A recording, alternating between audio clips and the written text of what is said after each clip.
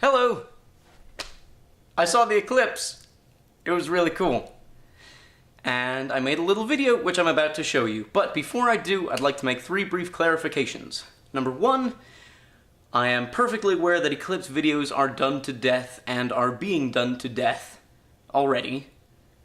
But nevertheless, seeing as this was probably the single coolest experience I've had, I thought it was worth putting my 2 cents in. Number 2 is that I would have actually had this video edited and uploaded sooner, but I've been very busy with the process of moving. And number 3 is that... What was number 3? Right, during the video, there are some shots that I have of a white piece of poster board, a white square of poster board. And the reason I have those there is that I was trying to observe a phenomenon called shadow bands. Now, shadow bands are a weird thing that happen right before the totality, right before the total eclipse, and right after the total eclipse. And what it is, I've heard it described as these little, very faint serpentine shadow things. In person, I wouldn't exactly think of the word serpentine, but they're like little vibrating bands, and they're really long, and they sort of scurry along the ground. It's the weirdest thing, and scientists don't know why they happen. We have ideas, there are different hypotheses, but there's no clear consensus yet as to why they happen. It's some sort of weird atmospheric effect, but there is consensus that they're awesome. So I tried to film them with my camera, and in order to film them, you have to use a white background to try to see them against, because they're so low contrast, they're so faint. Which is what I did, but nevertheless, the reason I'm telling you this now is because you can't really see them in the video unless you're looking for them. I didn't capture them as well as I wish I had, and you still have a hard time seeing them even if you're looking for them, but it's a cool effect, so I'm putting the video in, and you should look for them sort of moving along the diagonal of the board. So, right, that said, and without any further ado, here's my little video. Second contact in 60 seconds. 1 minute. Observe for shadow bands. It's tiny. It's a tiny, tiny, tiny sliver. Shadow bands. We got him. We got him. We got him. Look. Oh yeah. Look at that. We got shadow bands. Check it out. Yeah. 40 seconds. See the really faintly the sort of line scurrying across. He does. Yeah. And over here, I don't think. Oh, look at that. 30 seconds. They're like ripples. I don't know, maybe it's... Oh, yeah. All right, I'm looking for Bailey's beads now. Almost, not quite. Don't look yet. Use the glasses. I gotta sit in the chair so it's steadier.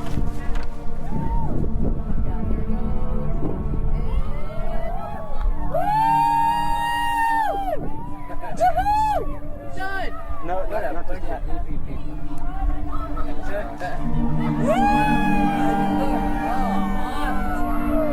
There we go. Look at that. Holy smokes. This is off. This is Check that out. I can't believe we did. That's amazing. Wow!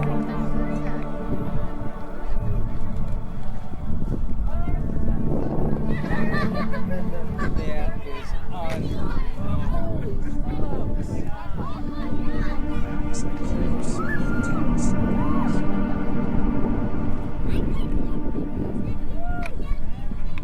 5, 4, 3, 2, 1. That's Max Eclipse.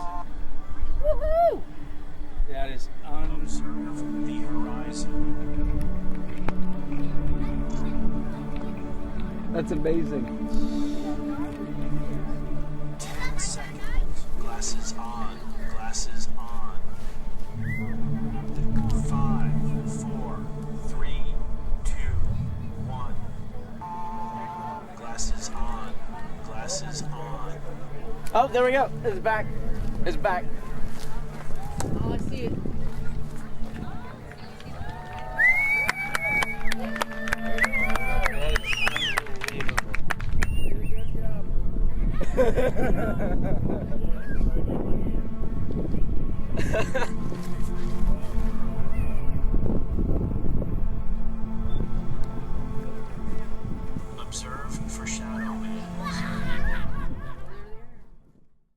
So, a few more things I want to say. We saw the eclipse at this place called the Table Mountain Vineyard in the little town of Huntley, Wyoming, right next to the border with Nebraska, and you couldn't ask for a better place to see the eclipse from. I mean, we had the most beautiful scenic views even without the eclipse, and also it was so far from any city that at night you could see an insane number of stars.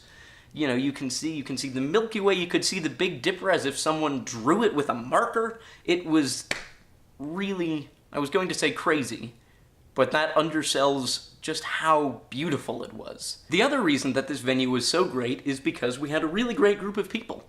We had a couple hundred people who were there, who camped out with us.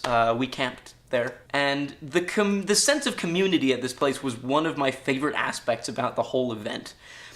And not only that, but it gave you a sense of the community of everyone across the country going to see this thing. I mean, it was amazing the number of people who have turned out all across the country to go and see this one event. And that was one of my favorite parts. The other thing that gave you a sense of how many people went to see this was the traffic on the way out, which was weird because it's both, like, incredibly aggravating and heartwarming at the same time, which is a mix of emotions that I haven't felt before. But setting all of that aside, of course, the eclipse itself, I mean, it was spectacular, and not entirely for the reasons I thought it would be. The process leading up to the total eclipse was actually way, way more interesting than I previously thought. I'd imagined it in my head sort of like it gets a little darker, and then the total eclipse happens, and suddenly, bam, it's night in the middle of the day. But it was much more gradual than that, and the gradual change was really awesome, because the light slowly tapers off and the temperature drops, and as it does, it's bizarre because the color temperature of the light tells you that it's direct sunlight. It looks like direct sunlight, but it's not bright enough to be direct sunlight. It's sort of like being in the shade, but the light isn't the color of shade. It's the color of direct sunlight. And that's really weird, and your brain kind of doesn't know what to do with it.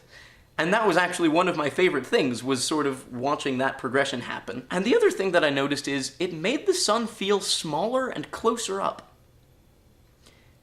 And I wasn't sure why I got that impression, but I think the reason might be how quickly the lighting changed. The change in the light overall over the course of the entire event was indeed more gradual than I thought it would be, but nevertheless, the change in light in just those last few moments right before totality was very abrupt, because the light slowly tapers off over the course of over an hour until it's unusually low, but then in the course of like 20 seconds, it goes from unusually low to almost zero. Because normally, when day turns into night, it happens over a very long time, which seems to reflect the enormous sizes of the sun and the earth. It kind of feels intuitively right. But when you see the lighting levels change that quickly, it doesn't feel natural for things as big as the earth and the moon and the sun. So I feel like my brain sort of went, these things must be smaller than I thought they were.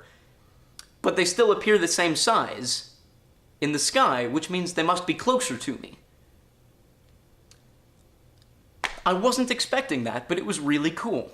So finally, I would love to leave off with some awesome photos that my dad took. Actually, first, this video. This video is clouds going in front of the partial eclipse.